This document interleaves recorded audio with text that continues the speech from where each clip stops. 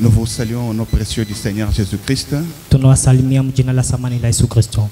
Et que Dieu vous bénisse. Ayez l'habitude d'enfoncer quand vous venez m'interpréter.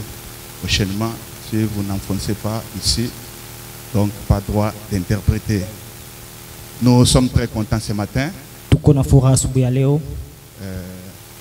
d'être en bonne santé, d'être en vue. Et nous bénissons le nom du Seigneur Jésus-Christ pour cela. Avant de passer à l'écoute de la parole, donnez-moi un bon son. J'aimerais d'abord lire ces deux écritures avant de dire quoi que ce soit ou ce que je vais vous communiquer ce matin avant l'écoute de la parole. Prenons Exode chapitre 23, verset 16. Tu observeras la fête de la moisson. Interprété.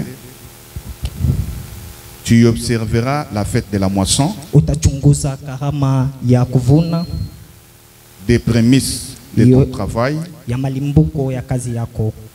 de ce que tu auras semé dans les champs, et la fête de la récolte à la fin de l'année, quand tu recueilleras des champs les fruits de ton travail. Toujours Exode chapitre 34 verset 26. Tu apporteras à la maison de l'Éternel ton Dieu les prémices des premiers fruits de la terre.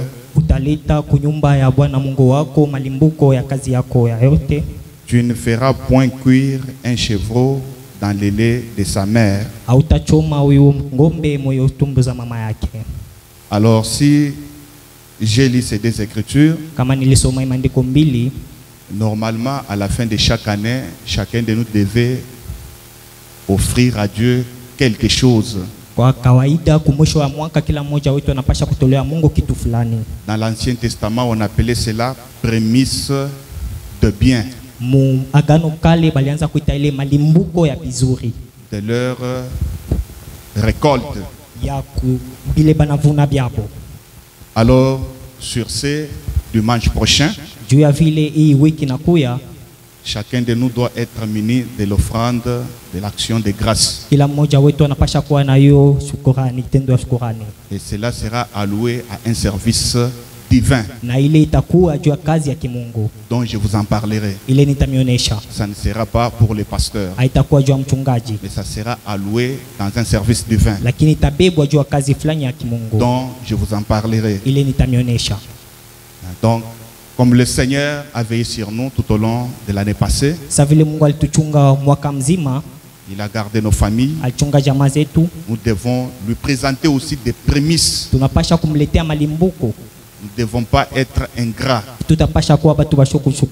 Donc, dimanche prochain, chacun de nous doit être muni d'une enveloppe. Vous donnez, vous offrez à l'Éternel cela de bon cœur. Je vous ai dit que ça ne sera pas pour les pasteurs, non. Nous pouvons nous tenir debout pour honorer la lecture de la parole. 2 Corinthiens chapitre 3,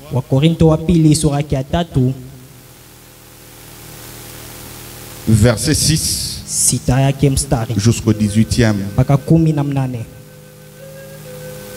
Il nous a aussi rendu capables d'être ministres d'une nouvelle alliance, non de la lettre, mais de l'esprit, car la lettre tue, mais l'esprit vivifie. Or, si le ministère de la mort gravé avec des lettres sur des pierres a été glorieux, au point que les fils d'Israël ne pouvaient fixer le regard sur le visage de Moïse à cause de la gloire de son visage, bien que cette gloire fût passagère, combien le ministère de l'Esprit ne sera-t-il pas plus glorieux?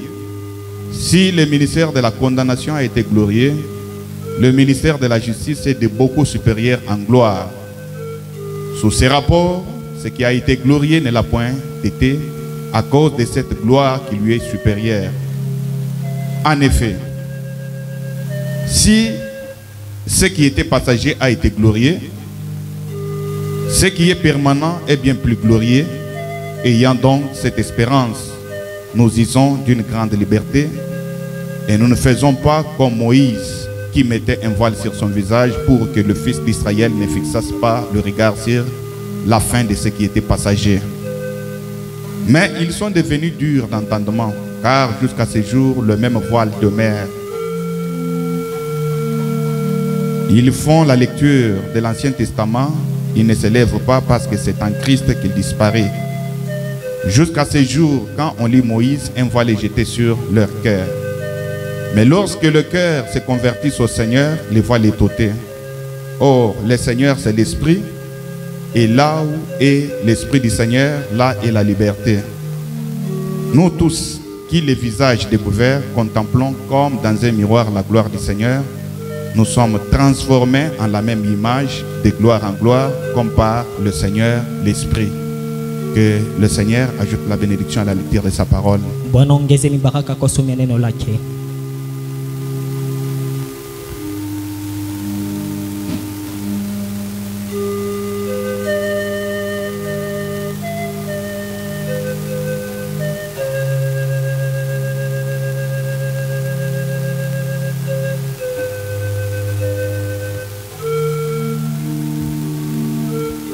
Nous allons exploiter le premier masque aujourd'hui que Dieu avait utilisé quand il est sorti de l'éternité.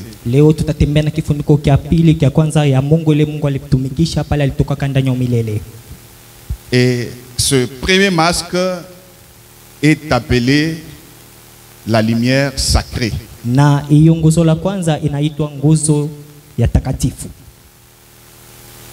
Elle est aussi appelée la colonne de feu.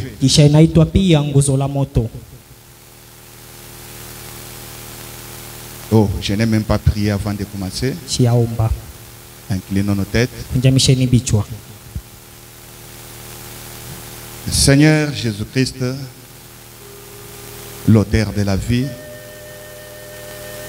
nous te disons merci pour ce cadre que tu nous as donné pour t'adorer et pour ta présence qui est déjà au milieu de nous, pour nous aider et pour nous assister dans l'écoute de ta parole. Où est maintenant cet enseignement? Où est chacun de nous? Où est l'entendement de chacun de nous? Sans oublier notre interprète. Nous remettons à toi au nom de Jésus-Christ. Amen. Amen. Alors, je disais que nous allons voir ce matin le premier masque que Dieu avait utilisé quand il est sorti de l'éternité.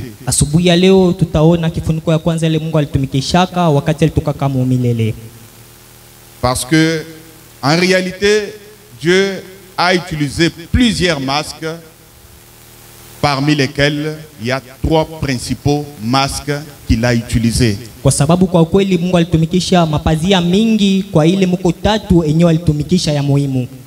Alors, parmi ces trois masques, le premier masque, c'est la colonne de feu. Et l'homme a toujours voulu voir Dieu. Ça, c'est un grand désir que l'homme a toujours eu. De voir Dieu littéralement ou physiquement. Même dans des anciens temps, il voulait aussi voir Dieu physiquement. Frère Branham nous raconte une histoire d'un cordonnier en Allemagne. Il lisait beaucoup la Bible. Il méditait sur les contextes et le texte des Écritures de la Bible. Et Frère Branham dit au point qu'il était devenu plus sincère avec Dieu. Alors c'était à la veille de Noël. Ilikuwa kwa kulamuka sio siku ya Noeli. Et il voulait voir Dieu. Na alipendaka kuona Mungu. Il s'est dit, je ne dois pas faire comme les autres vont faire le lendemain. Asema shitafanya sa vile bengine batafanya kesho. Mais je vais préparer un dîner et après quoi, je vais inviter Dieu à venir s'asseoir avec moi et manger. Nitatarisha chakula na nitalika Mungu akwe aikale pamoja nami na atumie. Et le prophète dit, il avait prié la nuit, Na nabii anasema aliumbaka bushiku, suppliant le Seigneur afin qu'il puisse descendre physiquement et manger avec lui. kwa kuomboleza Bwana apate kushuka kwa kimwili na akule naye. Alors les jours J, il a préparé sa viande, il a préparé la sauce, il a dressé une table, il a mis une chaise au-delà de la table. Na ile siku yenyewe anatarisha nyama yake, anafanya msosi na anatia meza pale na kati ya kiti. Il avait pris un bain, il s'était bien préparé, il était bien vêtu. Akanawa na mai mzuri na akavala mzuri. Alors la nourriture était sur la table, Chakula- voulant que le Seigneur descende dans son corps physique et qu'il mange avec lui. Na chakula ilikuwa pa meza, akachunga Mungu ashuke mwili wake na akule naye. Pas seulement ça, Frère Branham dit, il avait aussi dressé d'autres chaises parce qu'il se disait, peut-être il pourra descendre avec ses disciples. Alors, au cas où il descendait avec ses disciples, ils vont aussi s'asseoir à ses côtés. Na nabii anasema kukwetu ile aliweka biti bingine, asema pale atashuka na banafunzi bake, na kama anashuka na banafunzi batekala pembeni. Alors il a prié, il a dit, Seigneur, j'ai déjà préparé le dîner. Maintenant, descends, je vais manger avec toi parce que je suis sincère. Akaomba akasema, Bwana nishautarisha chakula, shuka ukule na mie kwa sababu niko mwadilifu. Mais personne n'est descendu. Lakini hakuna mtu alishukaka. Alors, Sasa découragé, akavunjika moyo, il a commencé à manger en pleurant. akaanza kukula na kulia, Parce qu'il avait foi en Dieu. kwa sababu alikuwa na imani wa Mungu. Il avait foi que Dieu devait descendre physiquement et manger avec lui. Alikuwa na imani sasa Mungu atashuka kimwili na kukula naye. Et pendant qu'il mangeait en pleurant, Na wakati alianza kula na kulia, quelqu'un est venu à la porte. mtoka kuya kumlango, Il a toqué akapisha et il est entré. na akaingia Et il lui a demandé une aide. na akamulomba msaada. Et l'homme lui a dit, bon, j'avais préparé ça pour que mon Dieu puisse venir physiquement et communier avec moi, mais il n'est pas descendu. Comme ça, toi viens manger avec moi. Asema nilitarisha hii kwa Mungu apate kushuka kule pamoja nami kwa kimwili, lakini sasa bila shukukuye wewe ya kula na mie. Vous voyez? Naona Donc l'homme a toujours eu le désir de voir Dieu physiquement. mtu anapendelea tu kuona Mungu kwa kimwili. Et Frère Branham nous a encore raconté une histoire d'un petit appelé Junior, Na nabii anatupatia tena disi nyingine ya mtoto anaitwa Junior, qui était issu d'une famille chrétienne, mwenye alitoshwa mu jamaa ya Kikristo. à qui on donnait les enseignements bibliques. Kwa ule balianza kupatia mafundisho ya kibibilia. Sa maman était chaque fois à ses côtés pour lui parler des prodiges et des miracles que Dieu avait fait autrefois. Mama yake alikuwa pembeni yake wakati wote kumonyesha miujiza na maishara ile Mungu alifanyaka wakati mwingine. Mais un jour, Siku moja la tempête a commencé à se soulever, upepeo ukapeuka, les éclairs, mio mabimbi. et Junior avait peur, il ne pouvait même pas dormir. Na Junior alikuwa pale kona boka ashikupenda hata kulala. Alors sa maman a essayé un peu de le calmer, mais ça n'allait pas. Na mama yake alipenda kumtuliza haikuendeka. Alors quand il allait dans la chambre pour dormir, Wakati alienda mchumba jwa kulala, il essayait de se couvrir les draps, mais ça ne tenait pas, il avait toujours peur des éclairs. alipenda kujifunika haikubamba kwa sababu kulikuwa tumiali. Alors sa maman lui a dit, ben, tu crois à la parole, non? Mama yake anamuonyesha sasa, unaamini kwa neno? Ndio. Junior dit, oui, je crois à la parole. Mama yake asema ndio, naamini kuneno. Tu crois en Dieu, non? Unaamini kwa Mungu? Il dit, oui, je crois en Dieu. Asema kweli naamini mwa Mais Mungu. pour le moment, j'ai besoin de ce Dieu-là recouvert de peau. Lakini kwa hii wakati niko na ule lazima ya Mungu mwenye kuvaa mwili. L'homme a toujours eu le désir de voir Dieu physiquement. Mtu anapendelea tu kuona Mungu katika mwili. Job aussi, Ayubu pia.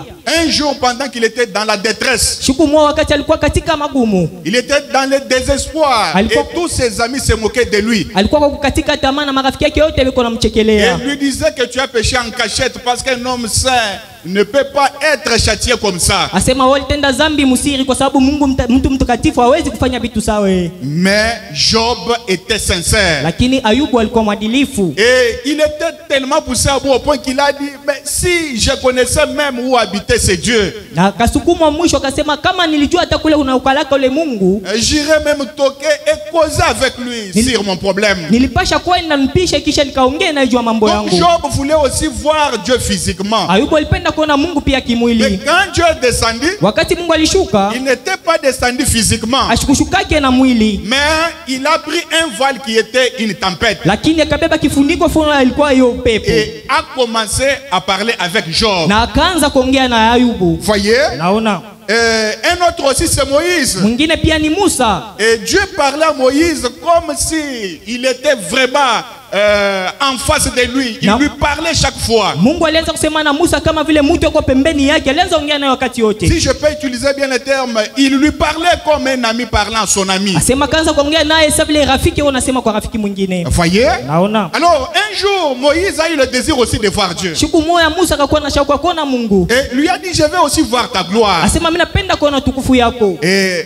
savez-vous ce que l'Éternel lui a dit? Mnajua ile wa milele alimuonesha? L'Éternel dit, Wa milele tu ne akasema, pourras pas voir ma face, hawezi Moïse, kuona sura yangu Musa, car l'homme ne peut me voir et vivre. kwa sababu kuna ule ataniona na naishi. Oh, vous allez dire, mais il y a eu un petit qui a posé une question à quelqu'un, et ce quelqu'un-là, il lui a dit, Dieu est dans la nature. Na utasema mtoto fulani asemako kwa mtu asema Mungu yuko ndani ya anga. Dieu ne peut pas, la parole ne peut pas se contredire. Neno haiwezi Dieu kupingana. est dans la nature, mais vous ne le voyez pas physiquement. Mungu yuko ndani ya anga lakini hautamuona kwa kimwili. Dieu est parmi son peuple, mais vous ne le voyez pas physiquement. Mungu yuko kati ya taifa yake lakini hamtamuona kwa kimwili. Alors l'Éternel dit, Na wa milele akasema, tu ne pourras pas voir ma face, hauwezi kuona uso wangu car l'homme ne peut me voir et vivre. kwa sababu mwanadamu hawezi kuniona na kuishi. L'Éternel dit, Wa milele akasema, voici un lieu près de moi ona nafasi kato qui yangu, te tiendra sur les rochers. utasimama pa mwamba. Quand ma gloire passera, Wakati tukufu itapita, je te mettrai dans un creux du rocher nitakupatia kwa hiyo ya mwamba et je te couvrirai de ma main jusqu'à ce que j'aille passer. mpaka wakati nitakufunika kwa mkono wangu wakati nitapita. Voyez? Naona. Et lorsque je retournerai ma main, Na wakati tatosha mkono wangu, tu verras par derrière. utanionea kwa Mais kumkongo. ma face ne pourra pas être vue. Lakini uso wangu hauwezi Donc kuonekana. l'homme a toujours voulu voir Dieu. Mtu anapendelea kuona Mungu. Ah, comme un frère, chaque fois il me dit que quand il prie, Sanduku moja wakati wote ananionyesha wakati kuna après omba. la prière, il met une chaise vide, Baada ya maombi anaweka kiti kesho kimutu. priant Dieu qu'il descende physiquement. Anaomba Mungu akushuke hivi kwa Donc il a kinadamu. écouté. Alisikia. Un jour, Dieu se révélera à lui Mungu atajifunua dans un kwake masque. kuvile uso wake. Est-ce que je peux entendre un amen? Naweza sikiliza mina. Pas physiquement. Hapana kwa kimwili. Peut-être Saa zingine il pourra se révéler à lui par la colonne de feu. anaweza kujifunua kwake kupitia nguzo ya moto. Peut-être dans une tempête. Saa zingine kuupepo. Vous voyez? Naona. Alors, comme personne ne peut voir Dieu et vivre, Sasa vile mtu hawezi kuona Mungu na kuishi, Dieu a utilisé un moyen Mungu alitumikisha kiwango par lequel kupitia ile il s'est toujours révélé à son peuple. kule anajifunuaka kwa taifa yake. Et ce moyen-là, c'est ce que nous appelons forme Na ile namna ndio tunaita humbo ou de masque. ama kifuniko. Quand il veut se révéler à son peuple, Kama napenda kujifunua utaifa, alors il prend une certaine forme. anabebaka humbo fulani. Il commence à parler à son peuple. Anaanza kusema na taifa Il yake. commence à faire des miracles. Anaanza kufanya miujiza. Et c'est ce que nous appelons aussi des masques. C'est ce que le prophète a appelé aussi des masques. Ndio ile nabii anaita na sisi tunaita pia mavifuniko. Il est le même Dieu. Ni Mungu moya moya. Depuis que le commencement a commencé, Tangia mwanzo ikuwe. depuis l'éternité, Tangia umilele. il a été toujours le même Dieu. Yana kuwaka tu Mungu moya moya. Mais il peut changer de masque pour se révéler à son peuple. Lakini kuna badilisha hiyo mapazia jo kujifunua kwa taifa yake. Voyez? Naona. Alors, je disais, depuis qu'il a commencé Nasema tangia alianzaka à se révéler, kujifunua. depuis qu'il est sorti de l'éternité, Tangia alitoka kama umilele. le prophète dit il a ôté 3 fois son masque. Nabii anasema natosha pazia yake mara tatu. Le premier masque, le prophète a appelé cela la colonne de feu. Ya kwanza pazia nabii anaita nguzo ya moto. C'est ce que nous allons voir ce matin. Ndio ile tutaona asubuhi ya leo. Le deuxième masque, c'est le corps Jésus. Ya pili inakuwa mwili Yesu. Le troisième masque aujourd'hui, c'est le Saint-Esprit. Na ya tatu mwili wake inakuwa Roho Mtakatifu. Le prophète dit maintenant, Nabii anasema sasa quand il était sur cette terre, wakati alikuwa pa Ibulongo il était la colonne de feu qui avait conduit les enfants d'Israël. alikuwa kama nguzo ya moto yenyewe longozaka watoto wa Israeli. Est-ce vrai? Edi kweli? Est-ce vrai? Edi kweli? Le prophète dit ensuite, Nabii anasema kwa visha il a été fait chair dans les fils de Dieu, akajifanya kuwa mwili wa mwana wa mtu afin de goûter la mort pour la race humaine entière. de faire l'expiation. juu ya kuonja kifo kwa kiwango kyote kia uzazi juu ya kufanya ondoleo. Le prophète dit, croyez-vous cela? Nabii asema mnaamini ile? Ebenezer, croyez-vous cela? Ebenezer mnaamini ile? Il dit, eh bien, Asema kwa maana qu'est-il aujourd'hui? sasa ni nani leo? Le même Jésus. Ni Yesu moya. Le même quoi? Nani ule? Hier, Ye jana. dans la dispensation des pères. Moyo kiwango kia baba. Le même dans la dispensation des fils. Moya moya mkiwango kia Bwana. Le même ici sous la forme du Saint-Esprit. Kisha moya moya muyo hali ya nguzo la moto. La même lumière. Hiyo nguzo moya moya. Est-ce que je peux entendre un amen? Naweza sikiliza mina. Et le nom que le corps Jésus avait pris. Na ile jina mwili Yesu alibeba. Le nom de Jésus. Jina la Yesu. C'est le nom de Dieu. Ni jina la Mungu. C'est le nom du Dieu le Père. Ni jina la Mungu Baba. Parce que Jésus lui-même a dit, je suis venu au nom de mon Père. Kwa sababu Yesu mwenyewe anasema nilikuwa kwa jina ya baba yangu. Par là nous comprenons que le nom Jésus, Kwa pale tunaelewa jina la Yesu. c'est que ça existait même avant que le corps Jésus soit né sur la terre. Ilianzaka kuishi mbele ya mwili Yesu kwepa bulongo. Est-ce que je peux entendre un amen? Naweza sikiliza mina. Parce que le corps Jésus a eu un commencement. Kwa sababu mwili Yesu ulikuwa na mwanzo. Mais ça n'aura pas une fin. Lakini itakuwa na mwisho. Je ne crois pas que le corps Jésus a eu une fin. Siamini asema itakuwa na mwisho ile Mais mwili ce Yesu. corps-là est quelque part Lakini ile mwili uko fasi en fulani. train d'intercéder pour son épouse. Iko naomboleza juu ya bibi harusi. Et il y aura un jour. Na kutakuwa siku moja. Et moi j'ai dit avec frère Branham Hata mie pamoja na ndugu que Branham. le corps Jésus c'est un temple éternel. Hiyo mwili Yesu inakuwa hekalu ya milele. Oh, les gens ne croient pas. Batu wabamini. Ils veulent que je leur dise que c'est Branham qui est le temple éternel. Banapenda nibaonesha sema ni Branham ndio ilikuwa hekalu milele. Branham n'est pas le temple éternel. Branham asina hekalu ya milele. Mais le corps Jésus, Lakini mwili Yesu c'est lui qui est le temple éternel. ndio ile inakuwa hekalu ya milele. Mais pour le moment, Kwa sasa il est quelque part. iko fasi fulani. Est-ce que je peux entendre un amen? Naweza sikiliza mina. Oui, certainement. Kweli kweli. Alors le prophète dit, Sasa nabii anasema il a ôté son masque de la colonne de feu. akatosha pazia yake ya nguzo la moto. Le premier masque. Nguzo la kwanza, pazia ya kwanza. Quand tu l'as voulu commencer à créer, Wakati alipendaka kwanza kuumba, il a pris ce masque. akabeba hiyo kifuniko, Il s'est voilé de ce masque. akajifunika na hiyo pazia. Corps, parole, Hiyo neno mwili, corps théophanique, neno ishokonekana, l'onction, hiyo utukufu, la colonne de feu. nguzo la moto, Et il a commencé à crier. na kaanza kuumba. Il a ôté son premier masque Akaondoa pazia yake ya kwanza de la colonne de feu. ya nguzo la moto. Le prophète posait une question. Nabii anajiuliza swali, Il est devenu quoi? alikuwa nani? Un homme. Anakuwa mtu Pour ôter le péché. juu ya kuondoa dhambi. Ensuite, Kwa mkisha il a enlevé son deuxième masque en tant qu'homme. akatosha hiyo pazia ya pili, inakuwa kama vile mtu, Il est redevenu l'esprit. akakuwa tena roho. Et c'est ce que nous recevons Na njoo ile en ces tunapokea derniers temps. kui wakati ya mwisho. Que Dieu vous bénisse. Mungu amibariki. Appelez le Saint-Esprit Enye inaitwa Roho Mtakatifu, l'esprit roho d'un homme ya mtu, pour revenir juu ya kurudia et être sur vous da juu ya kuwa kwenu et en vous. na ndani yenu. Car je serai avec vous, Kwa sababu itakuwa pamoja na mweye même en vous, na hata ndani yenu jusqu'à la fin de la consommation et la fin du monde. mpaka wakati ya mwisho wa wakati ya dunia, La fin de temps. wakati ya mwisho, La fin de toutes choses. mwisho ya bitu. Je serai juste avec vous, Nitakuwa pamoja na mwe faisant les mêmes kwa œuvres. kufanya matendo moya moya Bien, na kuishi. il n'y a aucune incertitude là-dessus. Hakuna kukata tamaa mule ndani.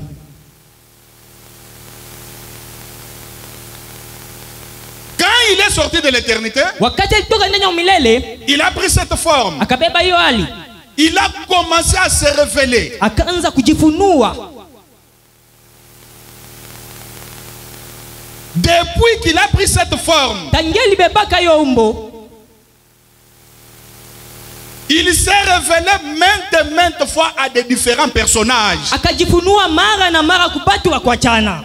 Là, vous vous rappelez même d'Abraham. Pale mnakumbuka hata Ibrahimu, Quand Dieu lui a fait une alliance inconditionnelle, wakati Mungu alifanya agano nayo yasho kupingana, il devait prendre des oiseaux, alipasha kubeba mandeke, des animaux, manyama les couper en deux, ya kuipata mbale mbili des tourterelles. na hiyo mandeke manjiwa. Abraham tomba dans un sommeil profond. Na Abrahamu akanguka moyo usingizi wa kamilifu. Le prophète dit, Nabii anasema cela typifiait l'enfer. ile inaonesha adezi. Mais il vit une lumière passer. Lakini akaona nuru moja inapita. Branham dit, Branham anasema cette lumière-là, c'était la colonne de feu. ile nuru ilikuwa nguzo ya moto. Il se révéla à Abraham aussi sous la forme de la colonne de feu. Akajifunua kwa Ibrahimu kwa hiyo hali ya nguzo ya moto. Vous vous rappelez de Moïse? Unakumbuka Musa?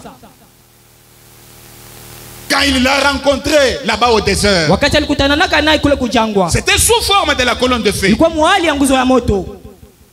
Il s'est révélé sous cette forme jusqu'à ce que l'Ancien Testament est terminé. Akaanza kujifunua mwiyo hali mpaka wakati hiyo agano la kale likamalizika. Alors, quand l'Ancien Testament est terminé, Wakati agano kale likamalizika, Jean-Baptiste est venu. Yohana Mbatizaji akakuya. Il était comme un pont Alikuwa kama vile kilalo de l'Ancien Testament. ya agano kale On arrive dans le Nouveau na Testament. tunaingia mwagano jipya. Il était comme une charnière Ya alikuwa kama kiungio. qui pouvait relier l'Ancien Testament et le Nouveau Ile Testament. ilipasha kuunga agano kale na agano jipya. Alors, Dieu le Na Père, Mungu Baba il a dit, akasema, maintenant, sasa je vais mieux se révéler aux gens. napendelea mzuri kujifunua kubatu. Et c'est là que cette colonne de feu a été faite chair. Jopa yale nguzo ya moto kafanyiwa mwili. Jésus-Christ, Yesu Kristo, le Fils de Dieu. mwana wa Mungu. Et là où on ne pouvait plus voir cette forme, Na pala tukupasha kuona hiyo hali. tant que Jésus était sur la terre, Wakati Yesu alikuwa pale. personne Hakuna ne mtu pouvait plus voir cette forme. ashikupasha kuona ile Parce que nyingine. cette Kwa forme-là sababu ile nyingine était devenue un homme ilikuwa deja mtu. marchant. Iko natembea. La colonne de feu, Nguzo la moto parlant, ya kusema. marchant, Iko natembea. prêchant la parole, Inahubiri neno. guérissant les malades. Unapona magonjwa. J'aimerais entendre un amen. Napenda kusikiliza mina.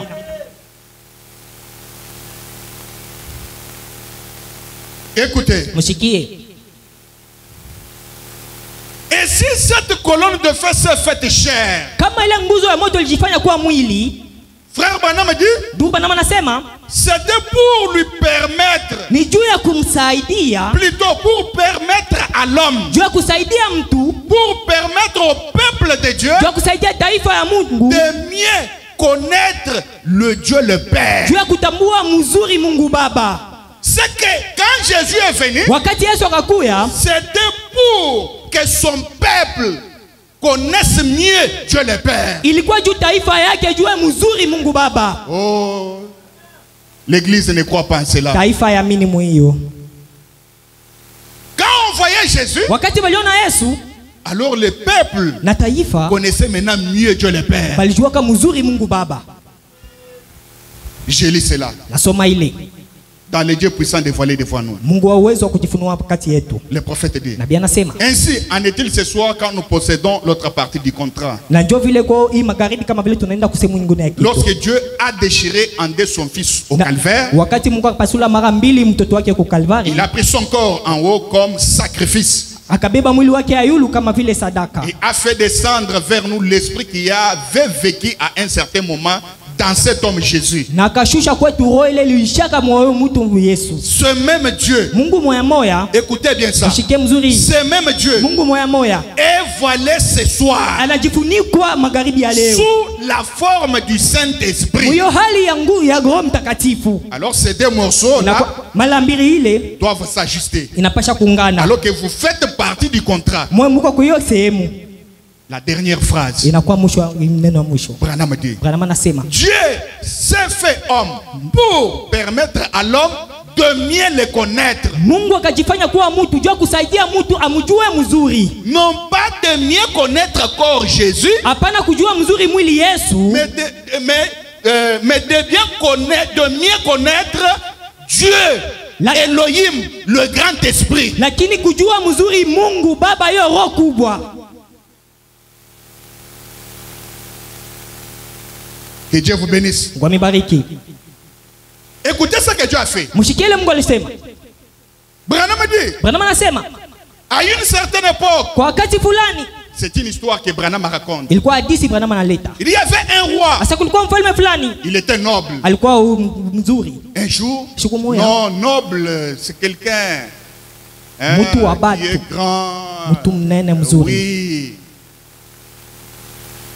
Et ce roi-là a appelé sa garde. Na ule mfalme akaitwa mlinzi wake. et sa famille. na jamaa yake, Et leur dit, na kaonesha maintenant, kwa sasa je vais laisser ce trône. napenda kuacha hii enzi.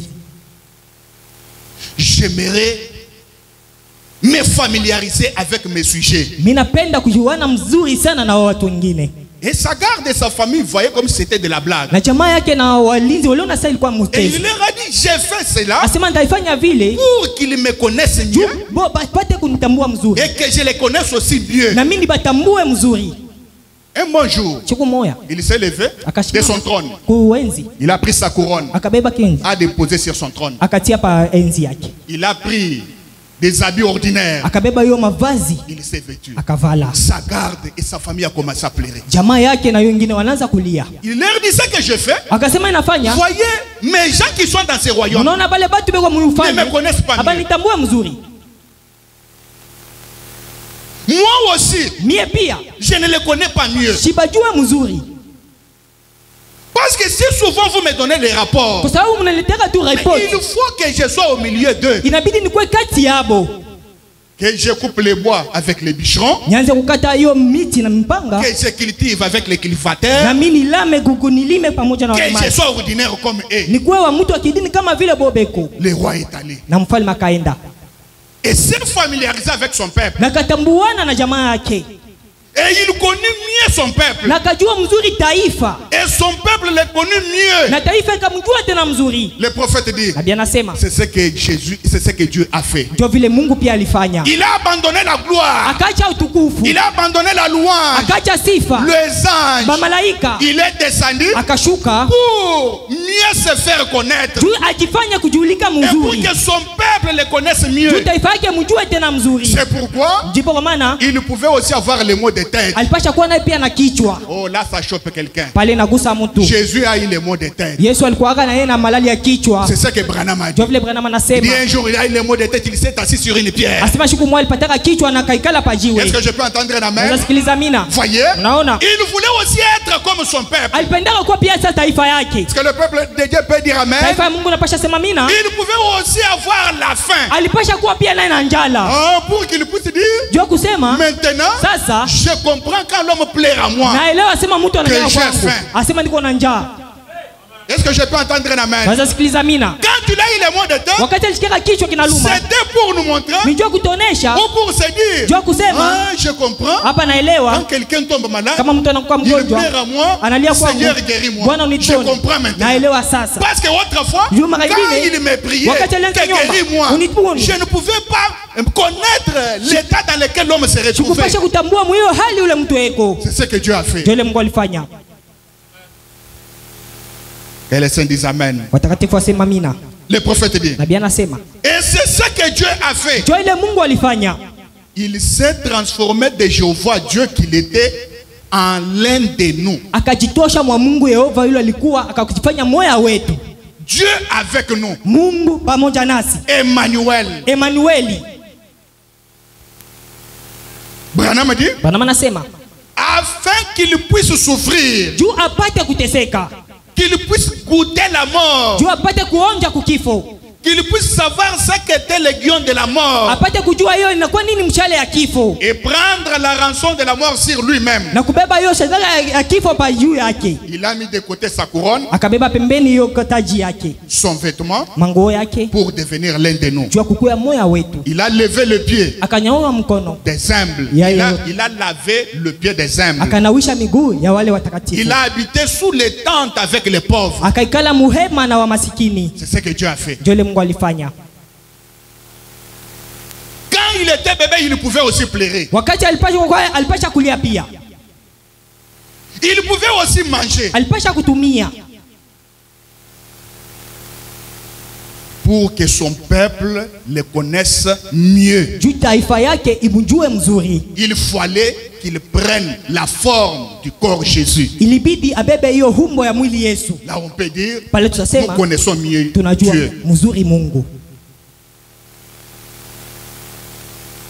La colonne de feu. Nguzo ya moto Le premier masque de Dieu. Inakuwa pazia ya kwanza ya Mungu. Alors qu'est-ce que la colonne de feu? Sasa ni nini nguzo ya moto?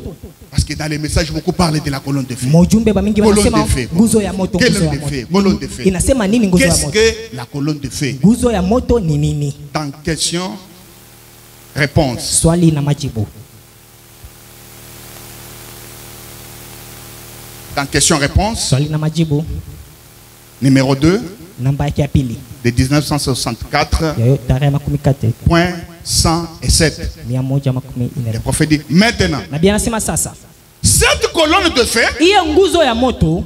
Et le logos qui est sorti de Dieu. Inakuwa logos ilitokaka kwa Mungu. Le logos. Logos. Qui Nini? En fait. Ile inafanya. Et l'attribut de la plénitude de Dieu. Inakuwa sehemu ya utele ya Mungu. Écrivez cela. Qu'est-ce que la colonne de feu? Ni nini nguzo ya moto? L'attribut inakuwa kisehemu de la plénitude de Dieu. Ya utele wa Mungu. Et le prophète Branham dit. Na nabii Branham anasema dans les 24 anciens. Muyomba zeki vers la fin. Kule kumwisho. Il dit cette colonne de feu. Anasema ile nguzo ya moto. Et le Seigneur. Inakuwa Bwana. Et suit toujours le Seigneur. Na inafuata paka Bwana. J'aimerais entendre un amen. Napenda kusikiliza amina. Là vous avez l'image de quelque chose. Pale mko na umbo ya kitu fulani. L'attribut. Inakuwa sehemu. Vous avez encore écrit la colonne de feu. Pourquoi écrire seulement l'attribut de la plénitude de la colonne de feu? Andika tu sehemu ya Mungu ya utele. C'est ça la colonne de feu. Donc quand on vous parle de la colonne de feu, comprenez que c'est l'attribut de la plénitude de Dieu. Lorsque Dieu prie une forme lui permettant d'être vu, il prie cette forme de la colonne de feu. Mais écoutez, cette colonne de feu n'est pas Dieu, c'est un voile. Même quand la voix est sortie de la colonne de feu parlant à Moïse, c'était Dieu le Père dans la colonne de feu. Mais la colonne de feu c'était comme un voile dans lequel Dieu le Père était.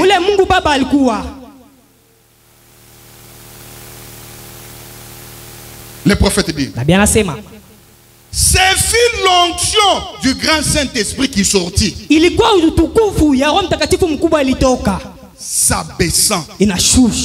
Ah, Dieu s'abaissant. Là vous vous rappelez que là-bas dans l'éternité il n'y avait rien.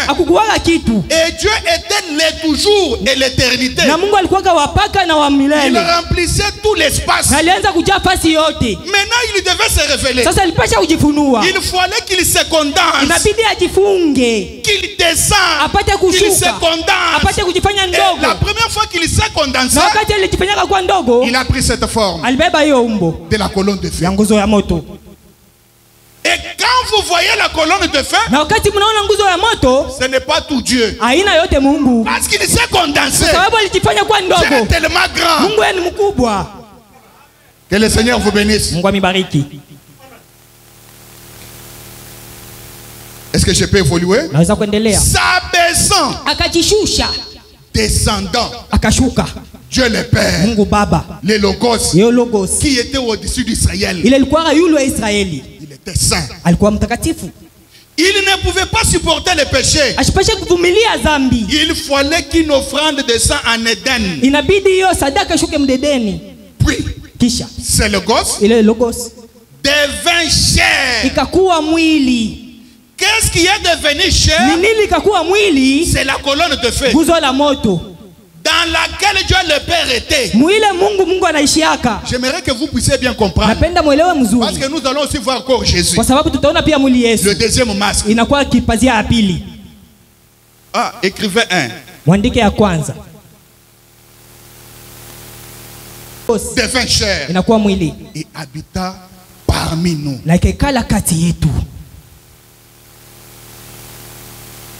C'est le Logos demeura dans un corps humain. Qui était le sacrifice? Et c'est le corps Jésus na inakuwa mwili Yesu qui était le sacrifice. ilikuwa hiyo sadaka. Pourquoi Jésus a pris un baptême d'eau? Jua nini Yesu alibeba ubatizo wa maji? Le prophète dit, Nabii anasema parce que dans l'Ancien Testament, kwa sababu mwangali kali avant que les sacrifices soient offerts mbele ya sadaka itolewe à l'Éternel, kwa mwilele, ces sacrifices devaient être lavés. hiyo sadaka ilipasha kunawishwa. Vous comprendrez que Mtaelewa kwamba Jésus Yesu a été baptisé, alibatizwa, avait pris un baptême d'eau alibeba kabatizo wa parce qu'il maji. était les sacrifices. Jua alikuwa sadaka, Il devait d'abord être lavé. alipashaka kunawishwa. Est-ce que je peux entendre un amen? Unasikiliza amina? Et le prophète dit, Na nabii anasema quand il a pris ce baptême wakati là, alibebaka hiyo batizo alors il fut oint. pale akakuwa kutakatiwa, L'onction upako descendant ikashuka sous la forme de la colombe. kuile hali ya jiwa. Jean-Baptiste Yohana Mbatizaji l'a pointé. akamshonta, Dit, voici l'agneau de Dieu asema unaenda kondoo wa Mungu qui ôte le péché du monde. mwenye atondoa dhambi ya Et dunia. avant que Jean-Baptiste le pointe, Mbele ya Yohana Mbatizaji amshonte, Jean-Baptiste l'avait d'abord étudié au désert pendant 30 Yohana ans. Mbatizaji alimfunza kule kujangwa kwenye miaka. Là, Branham en parle Pale Branham anasema dans Convaincu et puis discerner. Non, non, ce n'est pas ça. aina ile. Oui. Convaincu puis concerné. Asema kwa kushurutishwa kisha kwa kuangalishwa. Si Jean-Baptiste était allé au désert, Asema kama Yohana alienda kujangwa, toutes les années qu'il a fait au désert, niyo miaka yote alifanya c'était kujangwa, pour étudier la face de Jésus. nijue kufunda hiyo uso ya Et Yesu. en sortant du Kwa désert, kutoka mjangwa, Dieu le Père lui a dit, Mungu Baba kamonesha quand le Messie viendra wakati Masia atakuya auprès de toi, kwa pembeni yako, le signe va descendre mahalama itashonka sous la forme de la colombe. kuyo hali ya njiwa. Parce que tu risques de pointer à quelqu'un d'autre du doigt Kwa sababu unaweza kushonta mtu mwingine mkono en l'appelant l'agneau de Dieu qui ôte les péchés du monde. kwa kumuita sadaka ya Mungu inaondoa dhambi. Mais tu dois d'abord maîtriser le visage. Inabidi ubambe hiyo sura. Le prophète dit, Nabii anasema, il dit, vous ne pouvez pas voir Jésus asema utaona Yesu à moins que quelqu'un d'autre ne vous le montre. kama mtu mwingine ashikoneshe yeye. C'est ce que le prophète dit. Ndio vile nabii anasema. Et aujourd'hui, pour voir Jésus, Na leo jua kona Yesu, il fallait que Branham soit là. inabidi Branham akwe pale. C'est une vérité incontestable. Inakuwa ukweli asho kupingwa. C'est lui qui l'a bien maîtrisé, c'est Branham. Yeye ndio alimtambua mzuri ni Branham. Que Dieu vous bénisse. Mungu amebariki. Non, écoutez, Mshikie. nous avons reçu une portion de l'esprit. Shie tulipokea tu sehemu ya roho. Tandis que Branham, Lakini Branham je vais y arriver. nitafika. Alors quand Jean-Baptiste l'a vu, Wakati Yohana Mbatizaji alimwona, il n'y avait que lui seul qui a vu la colombe descendre. kulikuwa tu yeye ndio Et alioa pourtant il y alishuka. avait des milliers de gens. Kulikuwa watu bamingi, Mais un seul a vu la colombe lakini descendre. mmoja tu anaona anashuka. Il a dit, voici l'agneau de Dieu Asema oneni kondoo wa Mungu qui ôte les péchés du monde. mwenye atondoa dhambi ya dunia. Branham a dit, Branham anasema dès lors, kupitia pale Jésus fut oint. Yesu akapakwa.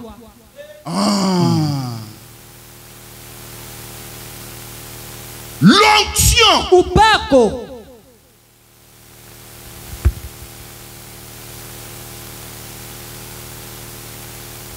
plus kuchanga corps. mwili Jésus Yesu est égal à Messie. inakuwa Masia.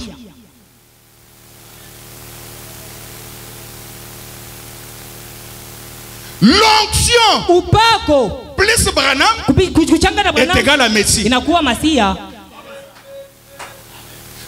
Ce corps sans l'onction Iye mwili kwa shwa upako n'est pas Messie. haina Masia.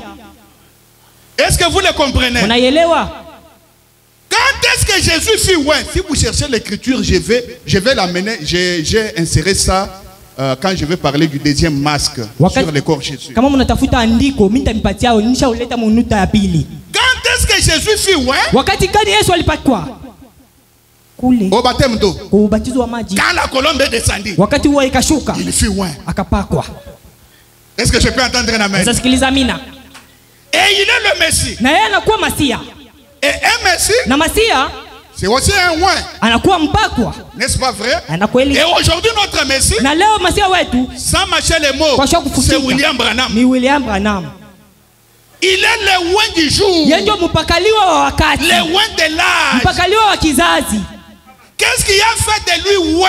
Ni nini nafanya kwa pake? La colonne de feu qui est descendue comme la colombe qui était descendue sur le corps de Ni Jésus. nguzo ya moto ilishuka kama ua ilishuka pa mwili wa Yesu. Ah, je me sens maintenant Pale bien. najisikia mzuri. Dieu le Père, Mungu Baba descendant, akashuka habitant dans la lumière. akaishi munuru. Dieu habite aussi dans la lumière. Mungu ako naishi pia munuru. Et cette lumière est appelée la colonne de feu. Na hii nuru inaitwa nguzo ya moto. Jean qui représente l'épouse Yohana anaonesha bibi harusi fit monter. akapanda. Qu'est-ce que Jean avait vu? Yohana kaonesha nini? Il vit un homme Akaona moto assis sur un trône, akaikala paenzi environné de l'arc-en-ciel, mwenye kuzunguluka na pindo la jua comme kama émeraude. emerald.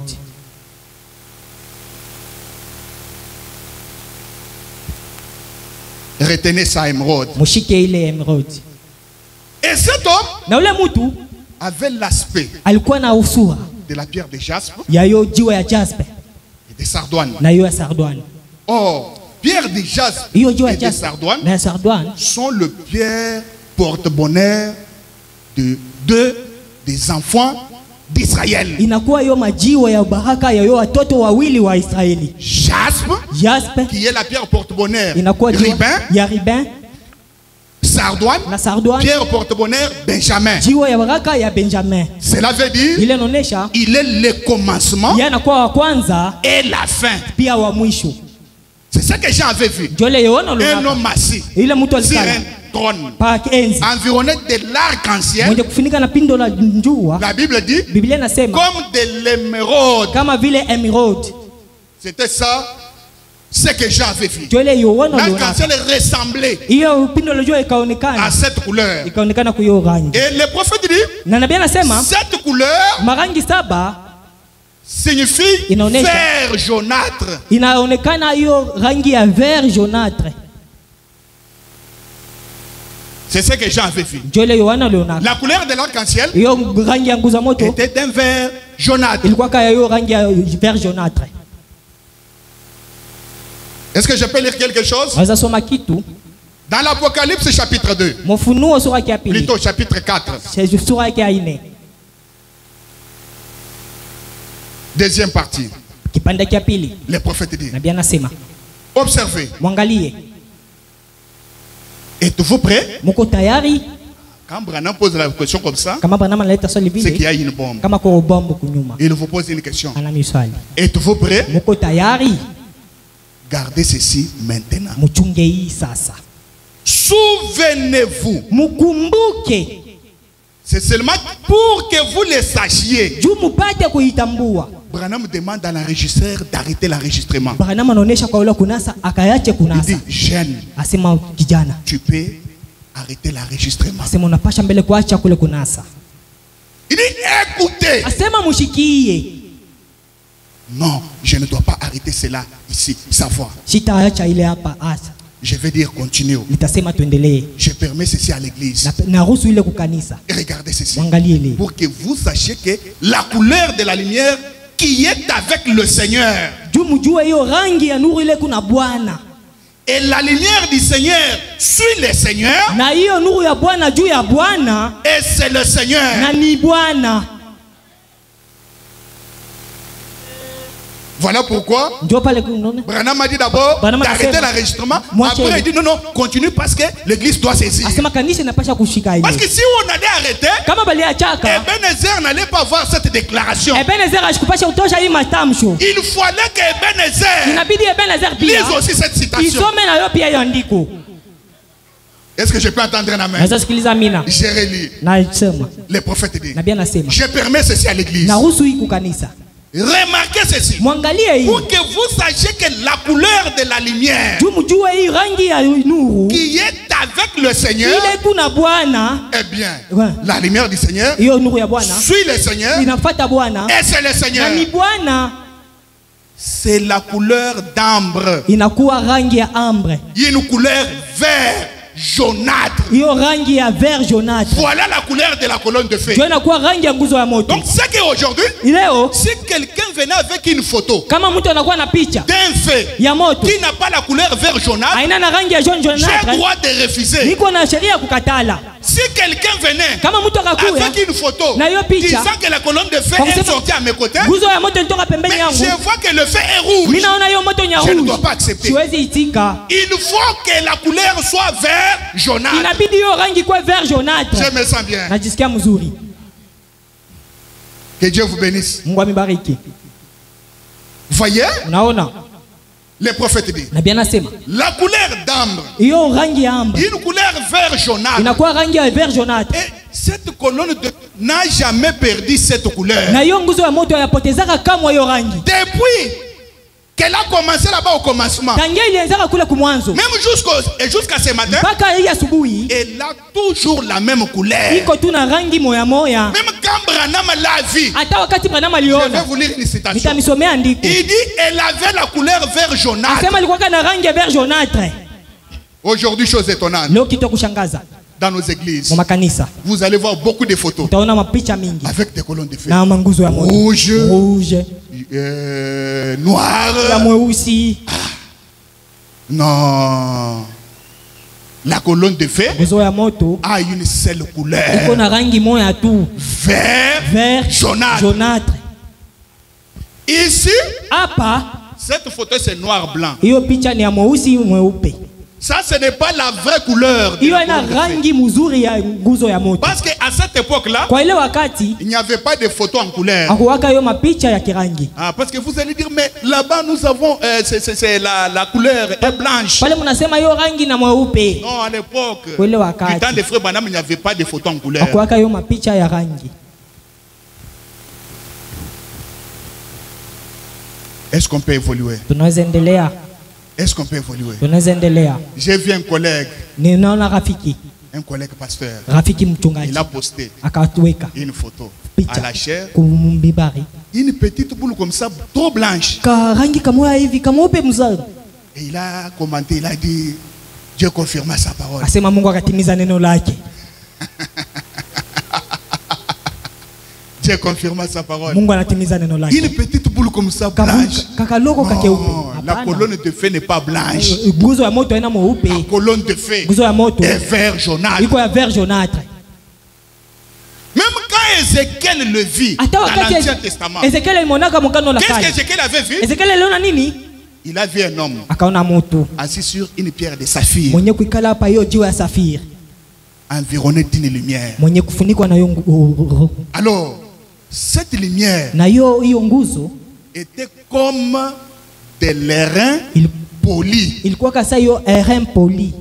Ah, et Branham a interprété Na Branham aleta matafsiri cette couleur airain poli. hiyo rangi ya airain poli. Parce que Dieu ne se contredit pas. Mungu ashipingwake, Dieu ne change pas. Mungu ashibadilika. Non, hier, Jana c'était vert jaunâtre. ilikuwa jana jaunâtre. Aujourd'hui, Leo ça devient rouge. inakuwa rouge. Le lendemain, Kesho ça devient noir. inakuwa mweusi. Non, Hapana, ça ce n'est pas Dieu. yeye na Mungu. Prenons Ézéchiel, Tubebe Ezekiel chapitre 1er, sura yake ya kwanza verset 27. 27.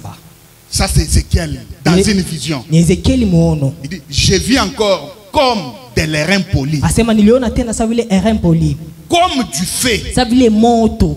Ah, Ézéchiel n'avait pas la connaissance que c'était la colonne de feu. Na Ezekiel ashikuwa na ufahamu asa alikuwa nguzo ya moto. Lui l'a appelé comme du feu. Asema yaliitwa nguzo inakuwa sa moto. Et au-dedans du feu, Na ndani ya ile moto était cet homme. mulikuwa ule mtu. Qui était-il? Alikuwa nani? Et qui rayonnait tout autour. Na alianza kuangaa pembeni Ce fait-là ile moto. rayonnait tout autour. Iko na ngala pembeni. Depuis la forme des serins Kuanzia mkiuno yake jusqu'en haut. mpaka yulu. Et depuis la forme des serins Na kuanzia mkiuno jusqu'en bas, mpaka chini je vis comme du feu. niliona sa moto. Et comme une lumière éclatante. Na saa hiyo nuru yenye kuangaza. Donc, Kwa kona l'homme était environné. ule mtu alifunikwa.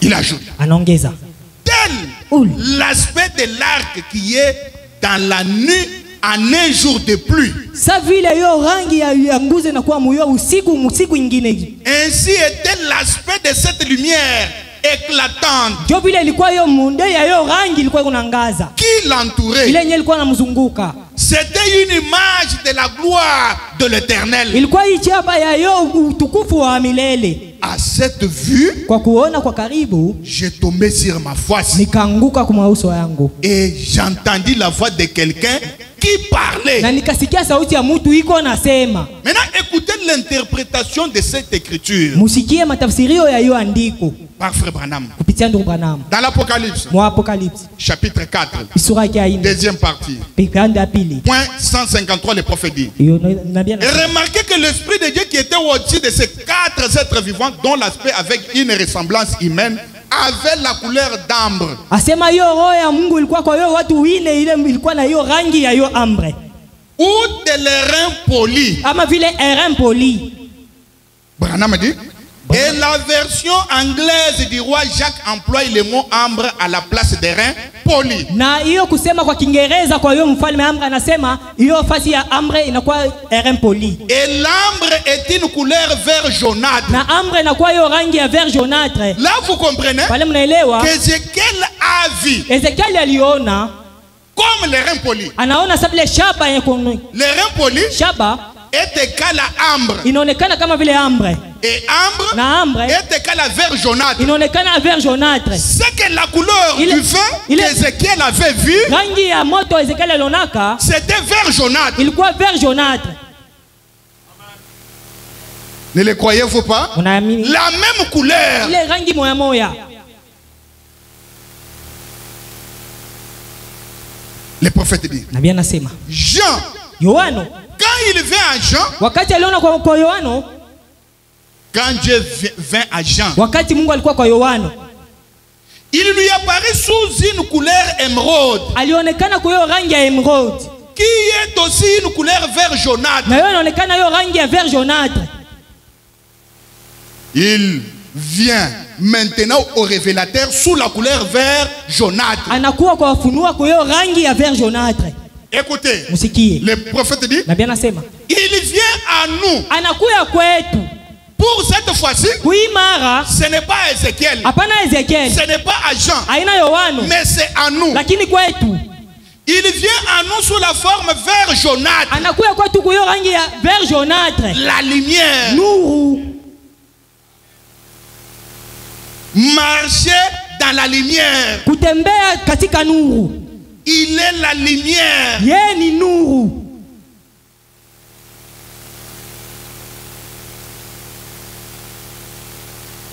Qu'est-ce que la colonne de feu? Nini nguzo ya moto? L'attribut de la plénitude de la divinité. Sehemu ya utele ya kimungu. De la plénitude de Dieu. Ya kimungu ya Mungu. C'est ça la première définition de la colonne de Ndio feu. msemo ya kwanza ya nguzo ya moto. Elle est aussi appelée l'onction. Na banaita pia upako. Branham dit, mais elle n'est pas le fils de l'homme. Branham anasema lakini ashina mwana wa mtu.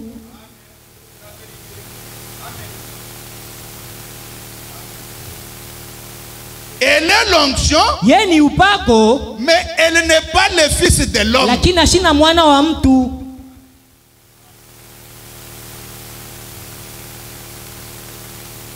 Est-ce que je peux lire quelque chose? Unaweza soma kitu fulani? Dans question-réponse, Swali na jibu. numéro 2, Namba yake ya pili. de 1964. Ya hiyo tarehe. C'est une question posée à Frère Branham. Ni swali walimuuliza ndugu Branham. Frère Branham, Ndugu Branham. certains disent que Frère Branham est le fils de l'homme. Batu bengine manasema ndugu Branham anakuwa mwana wa mtu. Je pensais que la colonne de feu était le fils de l'homme. Nilianza kuwazia nguzo ya moto ilikuwa mwana wa mtu. Suis-je dans l'erreur? Niko mkosa? C'est une question posée à Frère Branham. Inakuwa swali walimuuliza. Branham répond. Branham anajibu. Eh bien, Sasa c'est une bonne question. inakuwa swali Une mzuri. très bonne. Ya mzuri tena. Seulement, Sasa moi, Branham, mie Branham je ne suis pas le fils de l'homme, sina mwana wa mtu, mais un fils de l'homme. lakini mwana wa muntu. Parce qu'il y a la différence entre le fils de l'homme et un fils de l'homme. Kuko achanisho kwa hiyo mwana wa watu na mwana wa mutu. Est-ce que vous avez bien interprété? Oui. Le fils de l'homme, Mwana wa mtu c'est le Seigneur Jésus-Christ. ni Bwana Yesu Kristo. Un fils de l'homme, Lakini mwana wa c'est mutu un prophète messager. anakuwa nabii mjumbe. Les prophètes disent, Nabii anasema c'est bien différent. ni inakuwa ya kuachana. Jésus-Christ Yesu Kristo était le fils de l'homme, alikuwa mwana wa mtu, le fils de Dieu, mwana wa Mungu, le fils de l'homme, mtu wa Mungu, le fils de David. mwana wa Daudi. Et maintenant, Sasa quelle était cette autre question? ilikuwa swali lingine nini? Je saute. Point 106. Saa 6. La colonne de feu, Nguzo ya moto, la colonne de feu, nguzo ya moto 3 points. nduta tatu. Maintenant, Sasa ceci sera peut-être un peu profond, ile inaweza kuwa ya upana zaidi, sauf pour certains d'entre vous théologiens, kwa bengine kati yenu wa teolojia comme le docteur Weil, kama vile Dr. Vai probablement ses frères-ci, na ule mtu et mwingine certains de ces ministres venant de l'Arkansas, na waduma wengine walitoka kwa Arkansas. 107. Saa 7. Maintenant, Sasa cette colonne de feu hii nguzo ya moto est le logos qui est sorti de Dieu. inakuwa logosi kutoka kwa Mungu. Le logos en fait Hiyo logosi mwa moto est l'attribut de la plénitude de Dieu. inakuwa sehemu ya utele wa Mungu. Lorsque Dieu prit une forme lui permettant d'être vu, Wakati Mungu alibeba umbo ya kumuonesha c'est aonekane, fut l'onction du grand esprit qui sortit, ilikuwa kama upako ya roho kubwa ilitokaka s'abaissant, na ikashuka, descendant, ikashuka Dieu le Père, Mungu Baba, le logos logosi qui était sorti, ile yenye ilitokaka qui était au-dessus des enfants yenye d'Israël. ilikuwa juu ya watoto wa Israeli, Et il ne pouvait pas supporter le péché. na ashikupashe kuvumilia dhambi. Vous voyez? Unaona, Frère Branham ndugu Branham n'est pas le fils de l'homme. ashina mwana wa watu.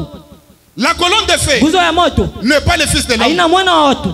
Maintenant écoutez. Sasa mshikie, Or nous sommes dans la dispensation du Saint-Esprit. tuko moyo kiwango ya Roho Mtakatifu.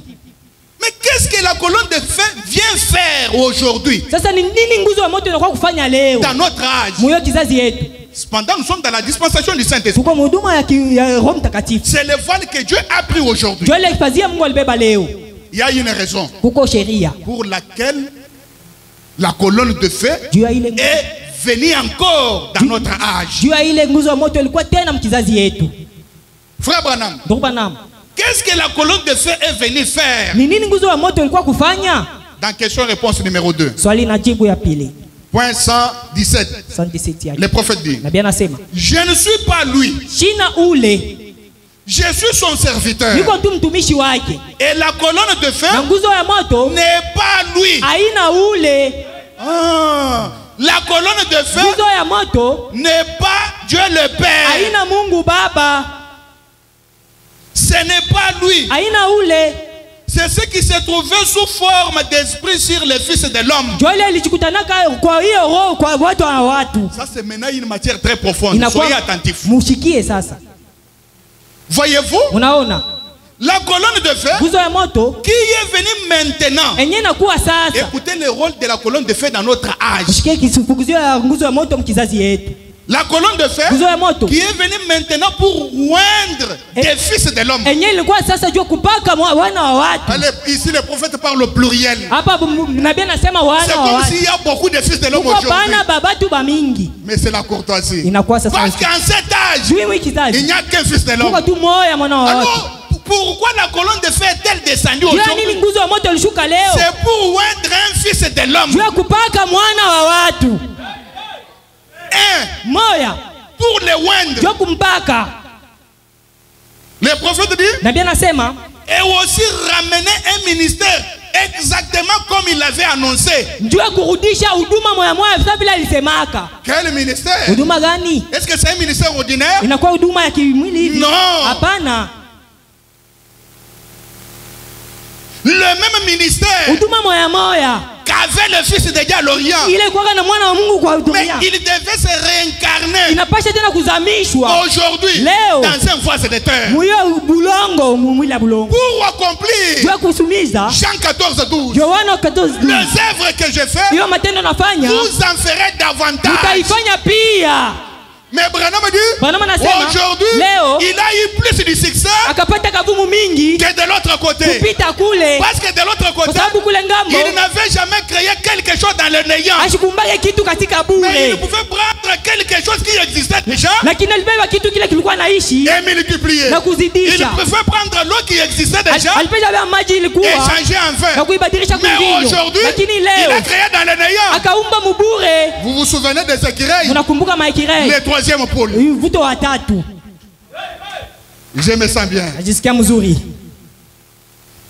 Qu'est-ce que la colonne de feu est venue faire aujourd'hui? Ni nini nguzo ya moto ilikuwa kufanya leo? Oindre des fils de l'homme Kupaka wana wa watu et ramener na kurudisha un ministère exactement comme il l'avait annoncé, huduma vile vile sasa vile alisemaka, afin que la tête et le reste du corps se rejoignent. juu kichwa na mwili ingine ipate kuungana. Oh, qui est la tête? Oh, ni nani kichwa? C'est Christ. Ni Kristo. Christ la parole, Kristo neno, Christ le Saint-Esprit, Kristo Roho Mtakatifu. Christ la pierre fêtière. Kristo hiyo ni jiwe ya kufanya. Alors kitu. il est venu aujourd'hui, Alikuwa leo s'est joint au corps. akajichunga Et kumwili. qui est le corps? Ni nani mwili? C'est son Ni église. kanisa yake.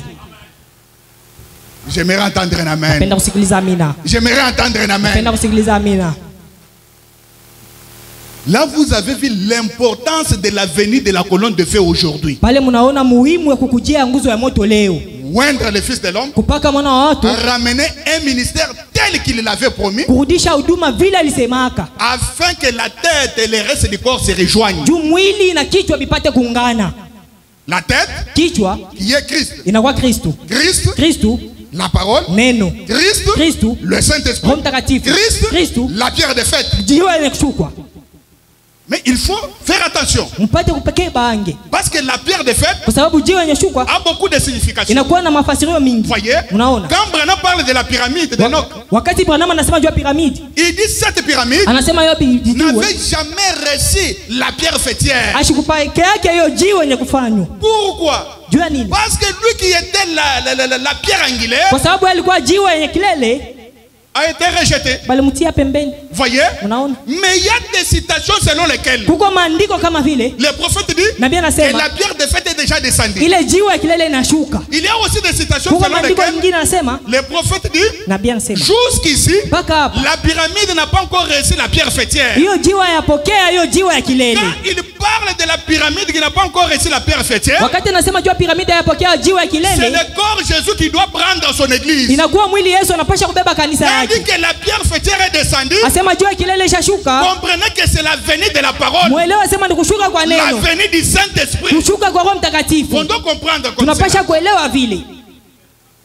Est-ce que je peux entendre un amen? Naweza sikiliza mina. Je sens que c'est une matière difficile. Inakuwa- J'avais trouvé une sœur qui me disait tout ce que tu enseignes là, je ne saisis rien. Nilipataka dada mwana amesha sasa ile tu Vous unafundisha comprenez, shida. on ne doit pas rester seulement au Saint-Esprit Hatutabakia tu kwa Roho ou Mtakatifu. sur la foi. Hata Il kuimani. faut aussi sonder d'autres choses. Inabidi kubeba vitu vingine. Voyez, Unaona? afin que la tête Injili Ile kichwa corps na mwili se joignent. biungane.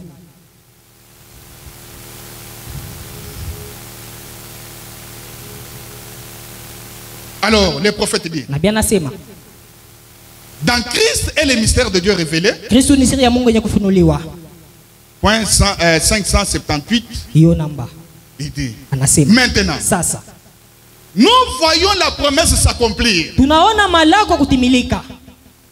Christ, Kristo la véritable tête qui vient dans son église, kichwa kya kweli kinakuwa kukanisa yake, faisant les mêmes œuvres qu'il a faites au commencement, kufanya matendo moya ile alifanya kumwanzo, apprêtant et accomplissant sa parole comme il l'a fait au commencement dans Jean 14, 12. kubeba na kutimiliza neno kama vile alifanyaka kumwanzo mu Yohana sura ya 14:2. Celui qui croit en moi Ule naamini ndani yangu fera aussi les œuvres que je fais. atafanya pia matendo ile nafanya. Alors, Na pale la tête et le corps deviennent un. kichwa na mwili inakuwa kimoya, Comme le mari et son épouse sont un. kama bibi na bwana banakuwa moya, Et l'épouse prend le nom de son mari. na bibi anabeba jina ya bwana. C'est pourquoi, Na ndipo wa maana parmi tant de dénominations, kuyo madhehebu mingi, parmi tant de nations, kupitia hiyo taifa il nyingi, n'y a qu'une seule épouse du Seigneur Jésus-Christ. kunakuwa tu bibi harusi moya wa Bwana Yesu Kristo. C'est l'église qui porte son nom. Inakuwa hiyo kanisa inabeba jina lake, L'église parole. kanisa jino, L'église Christ. kanisa Kristo, L'église Jésus. kanisa Yesu. Que Dieu vous bénisse. Mungu amibariki. Et nous l'appelons Madame Jésus. Na tunaita bibi Yesu. Madame Jésus. Bibi Yesu. Et il n'y a qu'une seule Madame Jésus. Na kuna kwa tu bibi Yesu moya. Il n'y a pas deux. Hakuna bawili. Il n'y a pas trois. Hakuna batatu. Il n'y a qu'une. Kuko tu moya. Madame Jésus. Madame Yesu. Quand elle passe, Wakati anapita, on voit Jésus. wanaona Yesu. Quand elle parle, Wakati anasema, on voit Jésus. wanaona Yesu. C'est pourquoi nous chantons chaque fois. Ndio pale tunaimba wakati wote. Être comme Jésus. Tukue kama Yesu. Être comme Jésus. Tukue kama Yesu. Tout au long de... Hein? Njia yote yetu mzima. Parce que nous sommes Madame Jésus. Kwa sababu tuko bibi Yesu. Ah, vous allez dire, mais nous on pensait que c'était Branham seul. Si tulianza kuanzia sema ni Branham yeye peke. Non. Hapana. Il y a des citations selon lesquelles Kuko maandiko kama quand vile parle, kama Branham il anasema devient lui seul Madame Jésus. anakuwa yeye peke Il bibi y en Yesu. a d'autres. Kuko ingine. Quand il parle, Wakati anasema vous comprenez que c'est nous tous. mtaelewa sana ni shibote. Parce que l'accomplissement de Luc 17:30, Kwa sababu mtimiliko wa Luka cela ne doit pas s'accomplir en toi ou en moi. ila ipasha kutimilika kwako ama kwangu. Est-ce que je peux entendre amen? Là, nous voyons une seule Madame Jésus. Pale tunaona tu bibi yangu. C'est William Branham. Ni bibi ya ni ndugu Branham. Que Dieu vous bénisse. Mungu amibariki.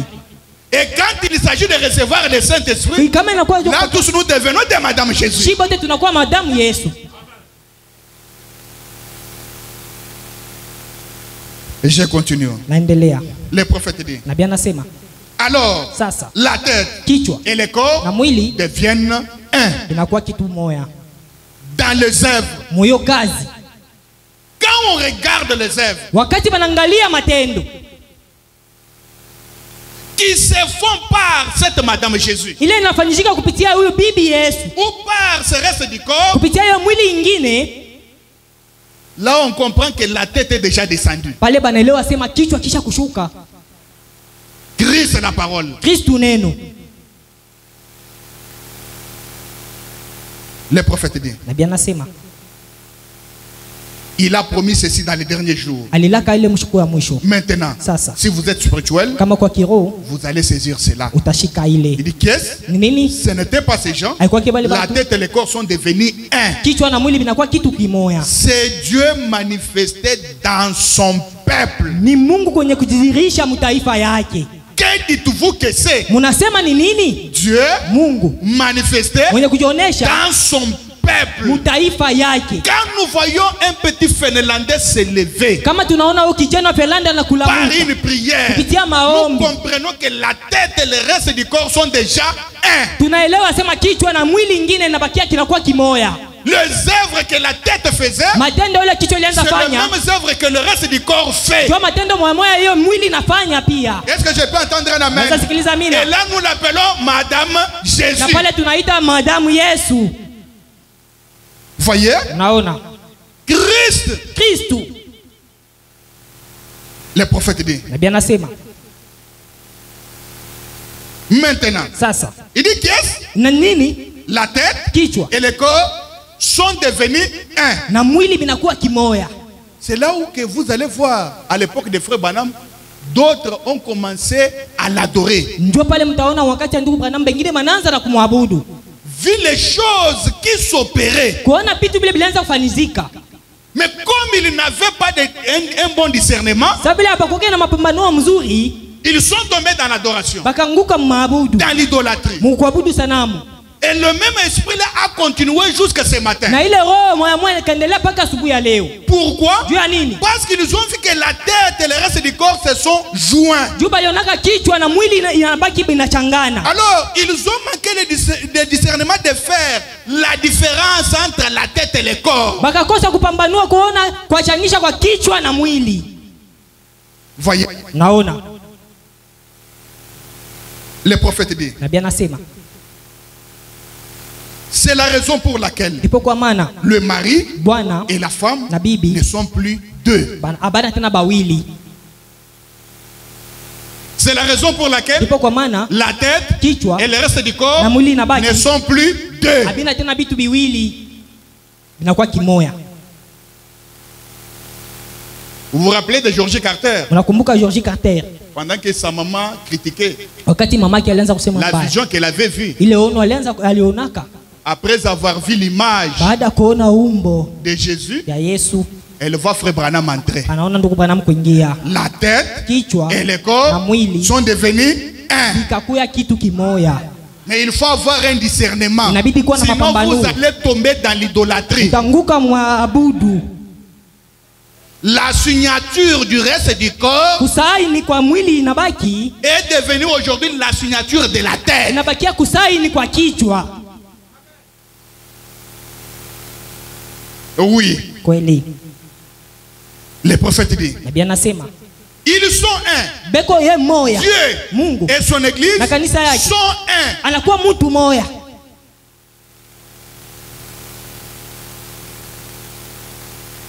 Christ en vous, Kristo ndani yenu, la grande révélation de Dieu. ufunuo kubwa ya Mungu. On a dit gloire à Dieu. Bwana masa utukufu kwa Mungu. Portant même son nom. Akabeba hata jina yake. Son nom est Jésus. Jina yake ni Yesu. Loin, Mbali. loin, Mbali. loin, loin. Wa mpakaliwa. Donc si Jésus est appelé loin, Kama Yesu anaitwa mpakaliwa, même le reste du corps est appelé loin. hata mwili inabaki banaitwa mpakaliwa. La raison pour laquelle il est appelé Jésus est qu'il est loin. Na ndio pale kwa maana anaitwa Yesu na Et c'est le corps mpakaliwa. loin de Christ confirmant. Ni mwili wa kupakwa ya Kristo na kutimiza. Manifestant Dieu à l'instar de ces corps-là. Kutimiza Yesu kupitia ile mwili. La seule différence Kumachanisho. entre frère Branham Kupitia ndugu Branham et Jésus, na Yesu c'est au niveau du corps. kupitia kwa hii mwili. Mais le reste Lakini biote sont pareils. binakuwa pamoja. Mais à la seule différence de ces corps-là, Machanisho tu inakuwa ni ile ya mwili. Jésus discernant, Yesu alipambanua. Branham alipambanua. Jésus fit des miracles. Yesu alifanya miujiza. Branham akaifanya. Est-ce que je peux entendre un amen? Naweza sikiliza mina. Est-ce que je peux entendre un amen? Naweza sikiliza mina. Ah, là vous allez dire, mais le corps Jésus, il est Dieu. Bon, je n'en disconviens pas parce qu'il y a d'autres écritures. Mais dans cet angle, le prophète a dit, le corps Jésus, c'est un tabernacle où Dieu le Père habitait. Nabii anasema mwili Yesu inakuwa mahekalu ile Mungu anaikala. Et frère Branham, c'est aussi un tabernacle aujourd'hui dans lequel Dieu le Père a habité. Ça devient dur. Est-ce que je peux continuer? Le prophète dit, à l'instar de ce corps-là, et ce corps-là a racheté chacun de ses corps. Au travers de cela, Dieu opère sa triple manifestation. Nous avons vu que la raison pour laquelle la colonne de feu descendit aujourd'hui, c'est pour oindre des fils des hommes. Et ramener quoi? Un ministère tel qu'il l'avait promis, afin que la tête et le corps se joignent. Il y a aussi une deuxième raison. Quand la colonne de feu descendait à l'époque de Moïse, frère Branham dit, c'était pour que Moïse écrive l'Ancien Testament. Voilà la raison de sa venue en ce temps-là. Quand la même colonne de feu descendait à l'époque de Paul, c'était pour écrire le Nouveau Testament. Quand la même colonne de feu descendue aujourd'hui, Branham dit, c'est pour interpréter la Bible. En d'autres termes, interpréter ce que Moïse avait écrit et interpréter ce que Paul avait écrit. Voilà la deuxième raison pour laquelle la colonne de feu descendit. Pour interpréter l'Ancien et le Nouveau Testament. Mais qui va l'interpréter? Et cette colonne de feu va-t-elle le faire comment? Comment va-t-elle le faire?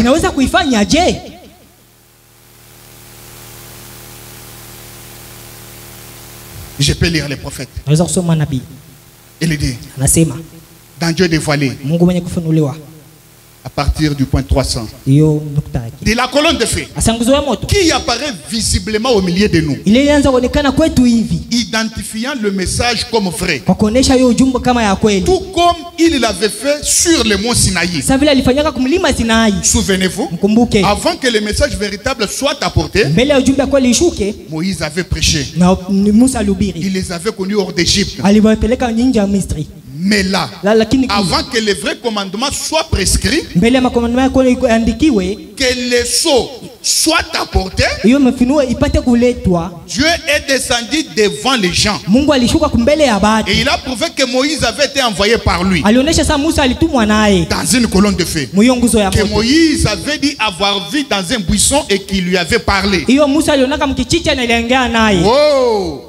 En ces derniers jours, Oh, kwa hiyo wakati de voir cette même colonne de feu kuona hiyo nguzo moja ya moto en plein là, hiyo kule pale parmi nous, kati yetu, qui prononce la même parole. ile inatosha neno moya moya, Non seulement ça, haina tu ile mais qui l'interprète na inaitafsiria en la kwa manifestant, kuizirisha, en la prouvant qu'elle est la vérité. kuionyesha sema iko ya kweli.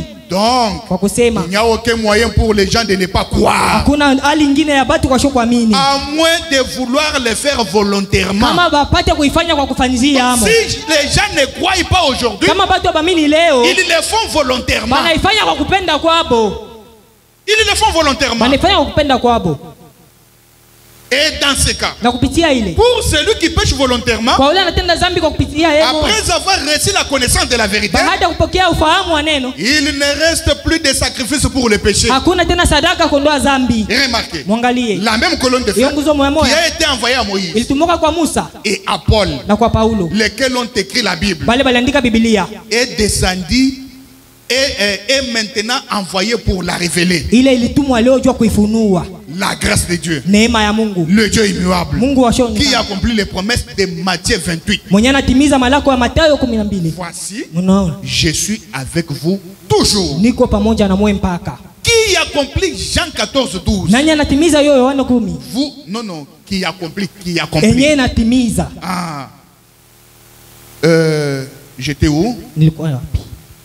Qui accomplit Luc 17:30? Enye natimiza Luka, Dans les derniers jours, mwe wakati wa le mwisho, Fils de l'homme mwana wa Mungu sera révélé. atafunuliwa. Voyez, Unaona, voyez, unaona. Malachie 4. Malaki 4, Voici, Mon je nom. vous enverrai Élie, Nitamtumia le nabii. prophète. Nabii. Il ramènera la foi des gens à la parole originelle. atarudisha imani ya watu kuneno. Voyez, Unaona? de quelle façon? Mwali gani? Voyez, Unaona? oh là là. Oh la la. L'une des raisons Hiyo de la sifukuzio venue de la colonne de feu aujourd'hui, kujia kwa nguzo wa moto leo c'est pour interpréter la Bible. ni jua kutafsiria Biblia, Interpréter ce que Moïse avait écrit et n'avait pas compris. kutafsiria bile Musa aliandika shikuelewake, Interpréter la parole. kutafsiria neno. C'est ça la raison de la venue de la colonne de feu aujourd'hui. Jua fukuzio ya kujia kwa nguzo la moto leo, Et lorsqu'elle vient na wakati inakuya pour interpréter la parole, jua kutafsiria neno, alors nous devons nous tenir loin d'elle. pale tunapasha kwenda mbali nayo. Là, on ne doit pas dire moi aussi. Pale hatutasema sana shie pia. Pour interpréter la parole, Jua kutafsiria neno, Branham dit, bana manasema n'imitez pas Moïse. msifananishe Musa. Quand elle vient pour interpréter la parole, Wakati inakuwa jua kutafsiria neno, elle a besoin d'un individu. iko tuna lazima ya mtu moya. Quand Moïse allait au mont Sinaï, Wakati Musa alianza panda kumulima Sinai, c'était à lui que Dieu révélait la parole. ni kwake jua Mungu alianza funuliwa neno, Et lui descendait, na yeye alianza shuka, il parlait au peuple. anasema na taifa. Dieu m'a dit ça. Mungu alisema hivi, Dieu m'a dit ça. Mungu anionyesha Dieu hivi. m'a dit ça. Mungu anionyesha hivi. Et c'est ce que la colonne de feu a fait aujourd'hui. Na njoo ile nguzo ya moto inafanyaka leo, Avec la venue de la parole, kwa kujia kwa neno, elle a commencé à interpréter cette même parole. ikaanza kutafsiria hiyo neno moya moya. C'est là que Branham nous a apporté Na njoo pale Branham alituletea les sceaux, miuri, les mariages et divorces, mandoa na talaka, des révélations. maufunuo. Pourquoi? Parce que la colonne de feu est descendue. Kwa sababu nguzo ya moto ilishuka.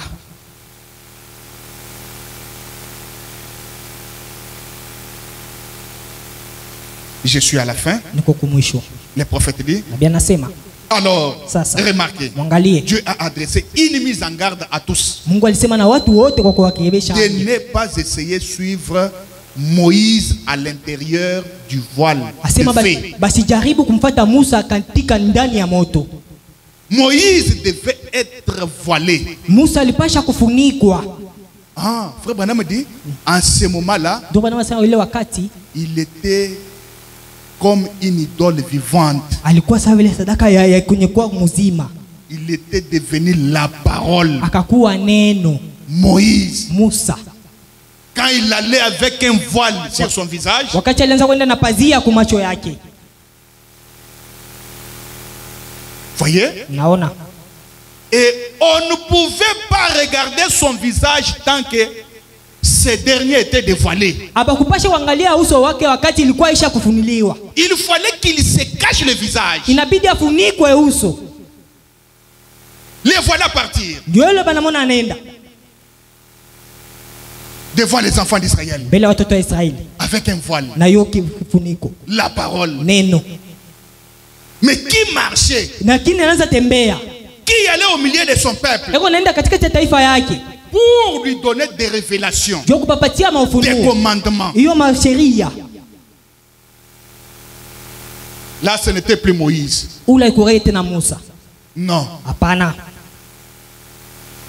Ce n'était plus Moïse. Haikuwa tena Musa. Parler en mal de Moïse en ce temps-là, Kusema mubaya ya Musa kwa ile wakati. c'était parler en mal de Dieu Ilikuwa lui-même. kusema kubaya kwa Mungu yeye mwenyewe. Et parler de Branham, parler de mal, et parler de Branham en mal aujourd'hui, Kusema juu ya Branham mubaya leo, c'est parler en mal de Dieu ni aujourd'hui. kusema bibaya juu ya Mungu. Car aujourd'hui, Kwa sababu nous leo avons reçu plus que ce que Moïse avait reçu. tulipokea kupita tale Musa yeye alipokea. La gloire Hiyo du utukufu second temple ya kanisa ya pili est plus glorieuse inapita que celle ya, du premier temple. ya inapita hekalu ya kwanza. Que les saints disent Amen. Watakatifu wasema Et amina. Moïse allait là-bas voilé. Na Musa alianza kwenda kukupazia La parole, neno marchant. ya kutembea, La parole, neno parlant ya kusema aux enfants d'Israël. kwa watoto wa Israeli. Et frère Branham dit, Na ndio bana anasema quand un homme a ainsi dit le Seigneur sur ses lèvres, il devient le Saint-Esprit. kama mtu eko na hivi nasema Bwana anakuwa Roho Mtakatifu ule mtu. En d'autres termes, il devient Dieu. Kwa kusema kwingine anakuwa Mungu. Parce qu'il a sur ses lèvres le ainsi dit le Kwa sababu Seigneur. kwa lui yake peko hivi nasema Bwana. Que les saints disent Amen. Watakatifu wasema amina. Que les saints disent Amen. Watakatifu wasema amina. Donc il y a des moments Kuko wakati où les prophètes de Dieu changent. ile banabii ba Mungu À banabadilika. un moment donné, Kwa wakati il fulani est un homme. anakuwa mtu. À un moment donné, Kwa wakati il ingine change, anabadilika. il devient le Saint-Esprit. Anakuwa Roho Mtakatifu. Est-ce que vous le croyez? Mnayamini? Les gens ne le croient pas. Watu wabayamini. Il y a des moments aujourd'hui Kuko mawakati leo. où quand on regardait Branham, Wakati ulianza angalia Branham un homme, mtu parce qu'il a commis une erreur. kwa sababu alifanya kosa. À un autre moment, Kwa wakati ingine le Saint-Esprit. Roho Mtakatifu. Et là, il pouvait dire, Na pale alipasha ce sema n'est plus votre frère. haina tena ndugu yenu. Là, il n'était plus même le père de Billy Paul. Pale ashikuwa tena baba wa Billy Paul. Là, il devient le Saint-Esprit. Pale anakuwa Roho Mtakatifu. Parce qu'il a le ainsi dit le Seigneur sur ses lèvres. Kwa sababu iko na hivi nasema Bwana pa milimi yake. Est-ce que je peux entendre un amen? Unaweza sikiliza mina? Oui, certainement. Kweli kweli. Moïse avait changé. Musa alibadilikaka. Il prend un voile, il met sur son visage. Anabeba pazia banamfunika kumacho. Et il parle aux enfants d'Israël. Na nasema na watoto wa Israeli.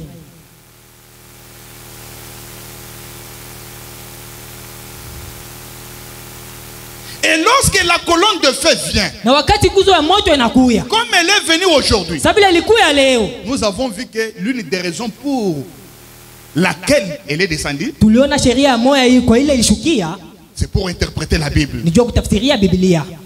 Mais elle ne doit pas l'interpréter en l'air. Non. Ashipashe kuitafsiria mubure tu hivi hapana. Non. Hapana. Je vais vous lire une écriture. Tamisomea andiko. Quand elle vient, Wakati anakuya pour interpréter la Bible, jua kutafsiria neno elle entre. inaingia tena. dans un vase de terre. Moyo bulongo yenye kufaniziwa. Quand un vase de terre marche, Wakati bulongo yenye kufaniziwa la inatembea, colonne de feu marche. nguzo ya moto Mais inatembea en lui, ndani yake. pour interpréter la Bible. Juu ya kutafsiria Biblia. Les croyez-vous? Unayamini? Pour terminer, Juu ya kumaliza. le prophète dit, Nabii anasema, dans Dieu dévoilé, Mungu mwenye kufunuliwa. point 362. Kwa hiyo nukta. Il dit, cette colonne de feu, Asema ile nguzo ya moto visible qui a été prouvée par la science, enyewe inaonekana ile yenye ilikikishwa na hiyo il y a kisayansi. bien des années, Asema kwa hii miaka, quand j'étais un petit garçon, kwa ile nilikuwa kijana kidogo, elle m'a parlé ilisemaka na mie, et m'a dit akasema, que j'allais vivre ici même asema nitaishi hapa et ce qui allait se produire. na ndio vile vilipasha fanizika. Et je vous en ai parlé. Na nilisema na mwe vile. Un jour, Siku moja à la rivière, kumutoni, avant le début de ce ministère, mbele ya kumwanza ya lors du huduma, premier réveil, huyo mwanzo wa kwanza il est apparu dans le cieux. ilionekana mbingu, Il s'est identifié et a donné la commission. ikaojionesha na ninipatia utume. Pendant toutes ces années, Mwi miaka yote j'ai tenu cela caché dans mon cœur. nilishika yenye kufichama ndani ya moyo wangu. Voilà Christ. Muone Kristu Non, voilà kwa kufichamisha Kristu. la même colonne de feu qui interprète la parole Nguzo moya ya moto yenyewe inatafsiria neno tel que promis. mpaka vile lilakwa. Nous sommes au dernier jour, Tuko kwa wakati ya mwisho juste à la venue du Seigneur. mpaka kwa kuja kwa Bwana. Et si vous vous trouvez à l'extérieur de ces voiles, Na kama unajikuta nje ya ile pazia, se retrouver en train de critiquer frère Branham. kujikuta kuna Parce mshimanga que les ndugu voiles, Branham. c'est frère Branham Kwa sababu aujourd'hui. nguzo ile inakuwa ni ndugu Branham leo. Commencez à parler mal de ces voiles. Huku nasema mubaya juu ya hiyo Se pazia. retrouver en dehors du voile. Utajikuta njoo nje ya ipazia. Se trouver à l'extérieur de si vous vous trouvez à l'extérieur de ces voiles Kama unajikuta nje ya ile pazia et de rester à na l'extérieur, unabakia kule nje, c'est la mort. inakuwa kifo. Voulez-vous par la foi ce matin dire, Unapenda kupitia imani kusema asubuhi, avec l'aide de Dieu, kupitia na msaada wa Mungu, avec ton aide, kupitia msaada wako je vais franchir ces voiles. nitapingia ndani ya hiyo pazia. Branham nous demande, Branham anatulomba, pouvons-nous dire ensemble? tunaweza kusema pamoja? Vous pouvez répéter après moi. Unaweza kurudilia hapa chamie. Pouvez-vous dire ce matin, Unaweza kusema ya asubuhi, avec l'aide de Dieu? kupitia msaada wa Mungu. Les gens ne répondent même pas. Batu abajibu hata. Avec l'aide de Dieu, Kupitia msaada wa Mungu, avec ton aide, Seigneur, kupitia msaada wako Bwana, je vais franchir ces voiles napenda kuingia ndani ya hiyo pazia. et je vais pénétrer là où tu es. Napenda kuingia mule we uko. Personne ne voile. Hakuna mtu Et anajua. allons là où il est. Kuingia ule ndani yako. Or, le vol aujourd'hui, c'est cet homme. Huyo kipazia leo ni huyu mtu. Est-ce que je peux entendre un amen? Sasa sikiliza mina. Et Branham nous a fait répéter cette prière. Branham anaturudilishisha kusilia imani umbi. Avec ton aide, Seigneur, Kupitia msaada wako je Bwana. vais franchir ces voiles. Kaingia mule ndani. Je vais pénétrer là où tu es Nitajitupenyeza mule huko. pour voir la parole entière de Dieu. Juu ya kuona neno yote ya Mungu. Que le Seigneur vous bénisse pour ce Mungu matin. amibariki moyo asubuhi. Nous pouvons nous tenir. Tunaweza debout. simama wima. On nous entonne un petit cantique. Batutumie mwimbo moya. Et après quoi, nous allons remercier le Seigneur pour ce beau message. Na kisha